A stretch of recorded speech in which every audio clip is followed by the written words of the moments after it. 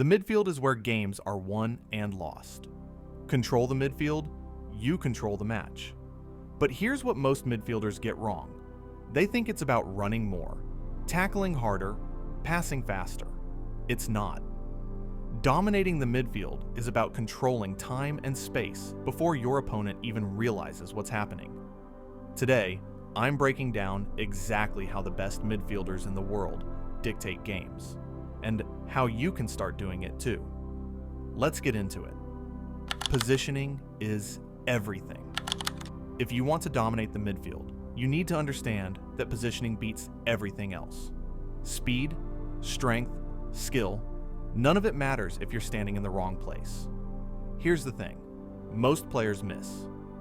Good midfielders don't chase the ball. They position themselves where the ball is going to be. It's like chess, not checkers. You're not reacting, you're anticipating. Think about it like this. Imagine you're at a train station. Bad midfielders run after the train as it's leaving. Good midfielders wait at the next station. They know where it's going. So how do you actually do this? 3 key principles. Principle 1. Stay between the lines. The space between your defensive line and attacking line. That's your kingdom. Not too deep where you're just another defender. Not too high where you're basically a striker. Right in that pocket where you can see everything. Principle 2. Create passing angles. If you're standing directly behind a defender, you're useless. Your teammate can't pass to you. Move 2 yards to the left or right. Suddenly, you're an option. It's that simple. Principle 3. Scan constantly. Before the ball comes to you, you should already know. Where's the pressure? Where's the space? Who's open? If you're looking around after you receive the ball, you're already late. Here's your homework. Next training session, focus only on your positioning for the first 20 minutes. Forget the ball. Just focus on being in the right place. You'll be surprised how many more touches you get just by standing in better position. The art of receiving under pressure. Now let's talk about what happens when you actually get the ball, because this is where average midfielders crumble and great ones shine.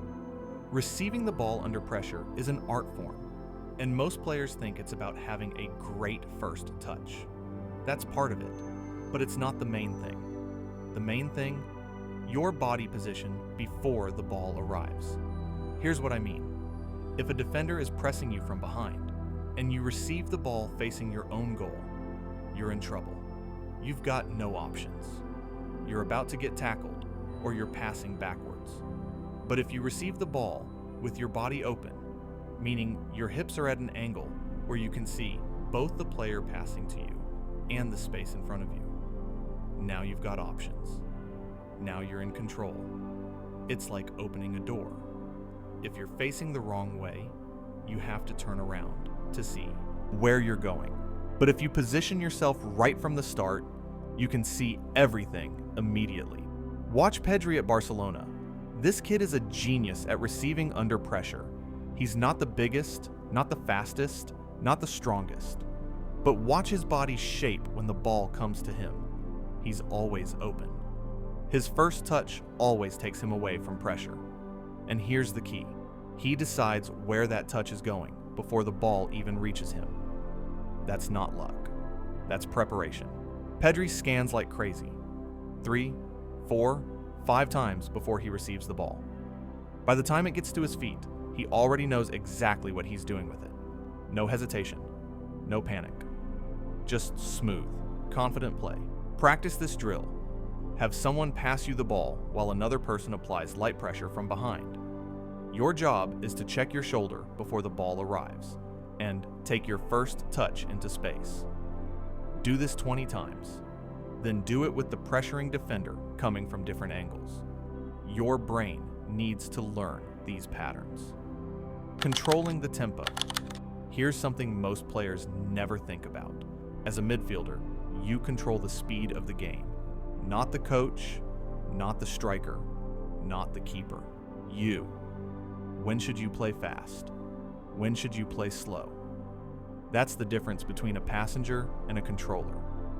You speed up the game when you see gaps in the opponent's defense, when their shape is stretched, when they're disorganized. That's when you play one touch, quick combinations, fast transitions. Think of it like driving. When the road is clear, you accelerate. You slow down when your team needs to breathe, when the opponent is pressing high and intense, when you need to reset your team's shape. That's when you take an extra touch, play back to the center back, circulate possession. This isn't being boring or safe. This is being smart. Ask yourself 2 questions every time you get the ball. Is there space to attack right now? Is my team organized? If the answer to both is yes, accelerate. If the answer to either is no, slow it down. Most midfielders just play at one speed the entire match. They're either always rushed or always slow. The great ones shift gears based on what the game needs. In your next match, try this experiment. For the first 20 minutes, consciously try to control the tempo. If your team is getting overrun, slow it down. If the opponent looks tired or disorganized, speed it up. You'll notice how much influence you actually have over the game. Defensive positioning without the ball. Let's be real. If you can't defend as a midfielder, you can't dominate. You'll spend half the game chasing shadows, while the other team controls everything. But here's the good news. Defending as a midfielder isn't about being the hardest tackler. It's about being in the right place so you don't have to tackle. Imagine you're a shadow attached to the player you're marking. Not too close, you'll get beaten by a quick turn. Not too far, they'll have time to receive and turn comfortably. Just close enough to apply pressure the moment they get the ball. This is about distance management. 1 or 2 steps can be the difference between shutting down an attack and watching their midfielder ping balls all over the field. Here's the secret great defensive midfielders know. You don't have to win the ball to defend well. Sometimes your job is just to make the opponent's life difficult. Position yourself between the ball and their best passing option. Force them to play the second or third best pass. That's defending. You're not diving into tackles. You're controlling where they can and can't pass. It's like playing goalkeeper, but for passing lanes instead of shots. You're blocking options. You need to know when to step up and press, and when to drop off and hold your position. Press when the opponent receives with their back to goal, when they take a heavy touch, and when your teammates are pressing with you.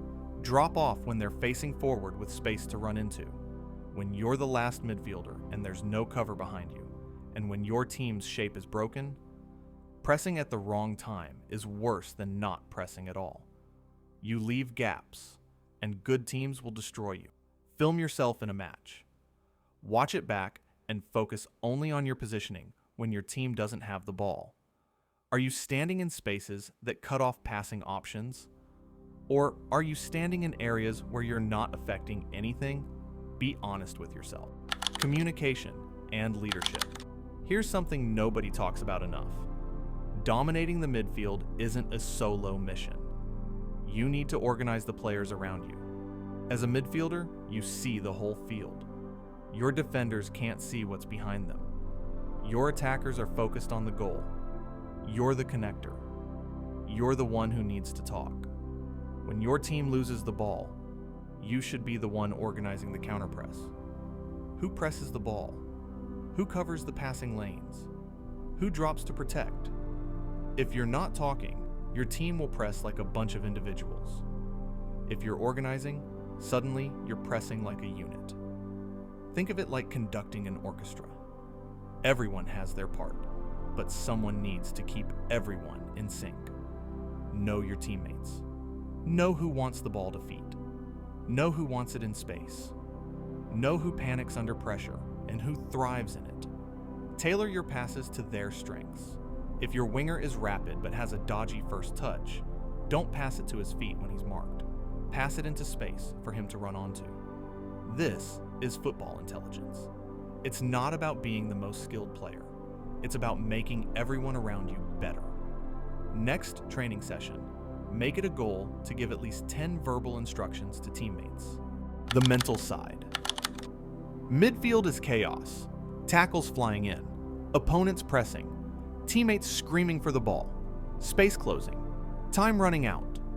Average midfielders panic. Elite midfielders slow the game down in their head. Use breathing technique.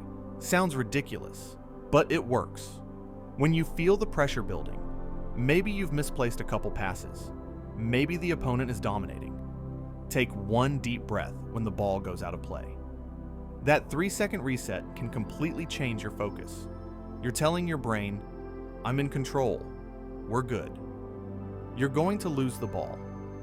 You're going to misplace passes. Every midfielder does.